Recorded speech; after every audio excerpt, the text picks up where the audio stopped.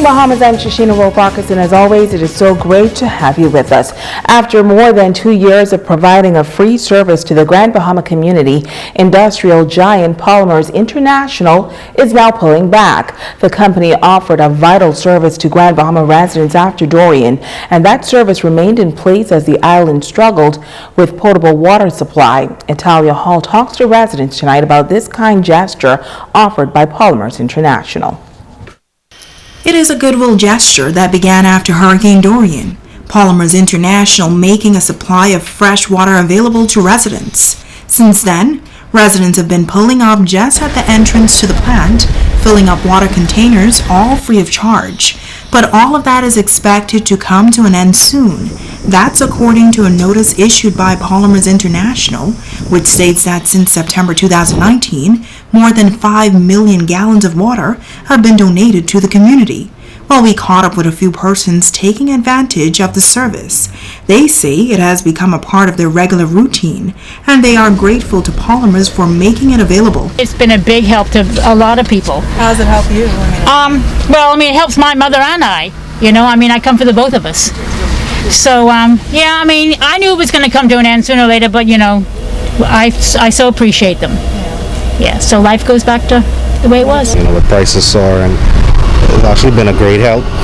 Instead of lugging water all the way up where I usually used to go, I live about 5 minutes from here, so it's very easy, very simple. It's not congested, it's not even really crowded, no wait. It's actually helped me out and my family out a great deal. It's good to have it, and it's super neat for the public, and this is the best water I see for a while. Resident Gloria Williams says she has been using water from the company since the passage of Hurricane Dorian. When we found out about this, we started coming here because the water is real good. But I really do want to thank Polymers for giving us that opportunity for the free water for so long, because the water was very good. And I just asked the lady just now, I said, Miss, when you all discontinue this now, I say, you all gonna be selling water? So she's like, no. I said, why not? So I gonna miss coming down here to get the water, because the water is real good. I use the water for just for cooking. Just for cooking. That's it. And drinking. Yeah. But I use the other water for bathing and washing dishes and stuff like that. But the water still is very hot. Resident Gareth Evans says he is grateful to Polymers for making the water supply available to the public. Coming here now for perhaps the past about 6 or 8 months to get water. It's truly has been a blessing that they have been serving the community in such a capacity. It's really been helpful.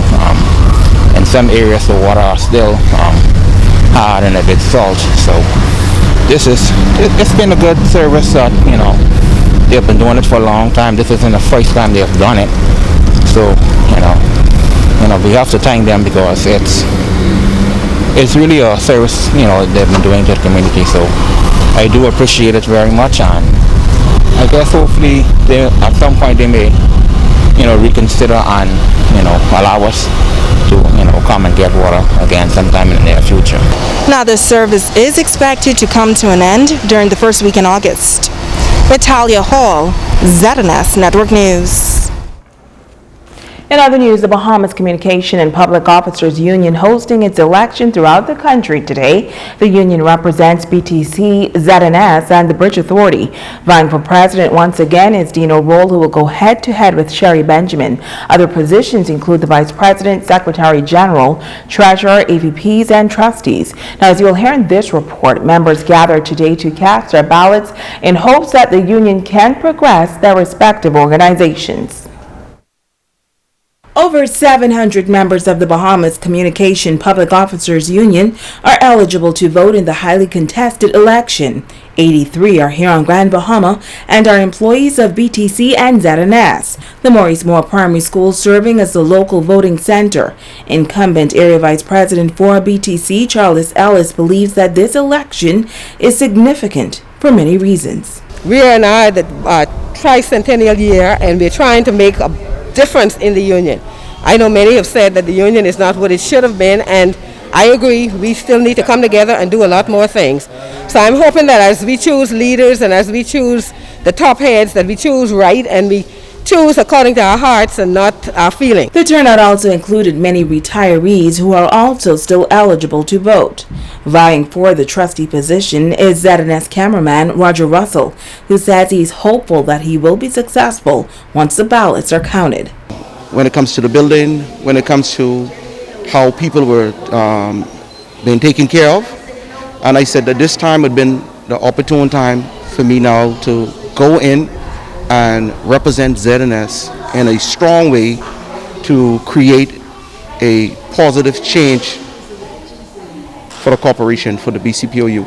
Warren Saunders, a member of the BCPOU and an employee of ZNS, shares why it was important for him to vote in this election. Contracts are up, so I saw it fitting for me to come here today because right now my vote matters, and right now I need the right set of people to go in to speak on our behalf. I feel like the union has dropped down a little, so right now I'm giving other people some chances now to see how best they can move this union forward, and if they don't do a good job, then next 3 years from now, if I'm still here, God spares life, I'll vote them out again too. Quentin Gordon, another employee of ZNS, agrees. I've been employed now for ZNS coming on 14 years, and if I want to have a voice, I think it's best for me to put people in place to have effective leadership and to bring some positive changes in the corporation. The polls closed at 4 p.m. and the results from Grand Bahama are expected to be counted by this evening. However, it will take a little longer for the final count to determine who will serve as the executive team of the BCPOU over the next 3 years. It's been nearly 2 years since Hurricane Dorian, yet Grand Bahama and Abaco continue to struggle to rebuild and return to a state of normalcy. Communications on the island of Abaco have been challenged just before and after the storm. However, BTC's CEO says that they are making much progress. Now, Abaco is coming along nicely. We've really been watching very closely as to, again, household reformation in those communities. And I was there just about, I'd say about 4 weeks ago, and really got to see for myself, the advancement that's happening in Abaco.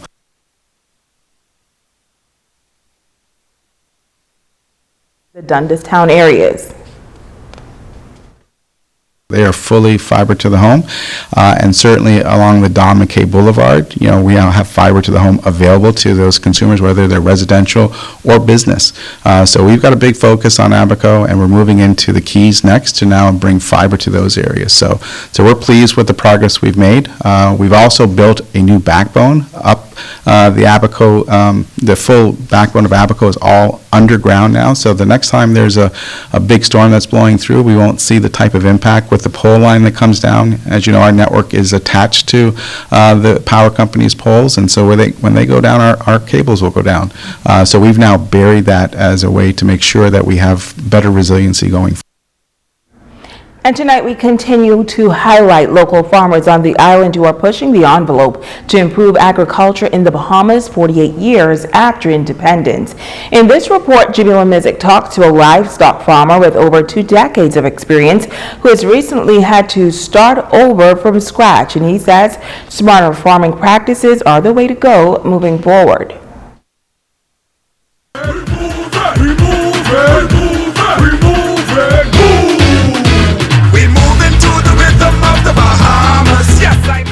Henry Duncombe has been farming for more than 20 years. His livestock farm includes sheep, goats, and layers for eggs. At the time when I selected farming, it was between fishing and farming, and I said, I want to be on the land. It's been challenging. Just about every hurricane that passed through seemed to want to see Grand Bahama, But I'm still encouraged, definitely, after 20 years. I think that I know that we have to be able to become some sort of self-sufficiency to feed ourselves.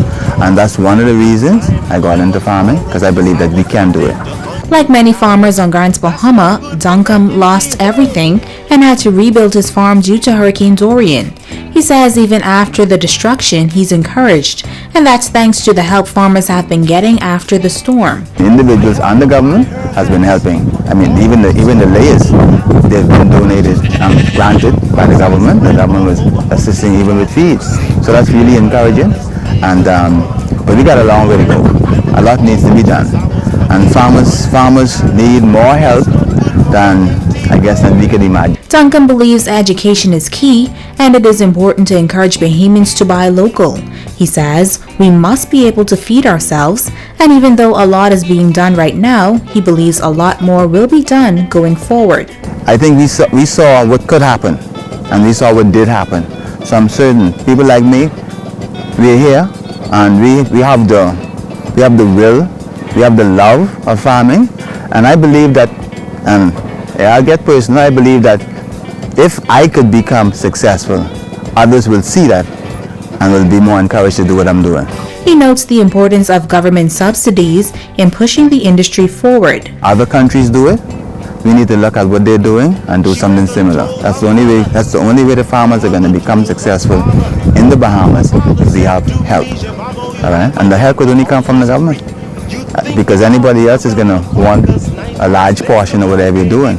But I believe that when the government helps, the government could then have the farmers return by lower cost, keeping the cost of the consumables down. He says because Grants Bahama is prone to hurricanes, farmers will have to implement smarter farming practices. Everything I have here, all of the animals, what I'm going to do, of course category 1 and 2, they stay here. Anything above, when they're predicting we're going to have surge and floods, and they all go. I do evacuation of them. And I think that's the way of the future. Smart farming. You farm in the seasons when the hurricane is least likely to threaten the Bahamas, and then have a plan, if it's possible, what you do in a course. I could evacuate animals, you can't evacuate crops. So then you're going to have to identify the crops that you could probably plant through the season and hopefully be out during the hurricane season. Jamila Mizik, ZNS Network News. Stay with us, we'll be back right after this.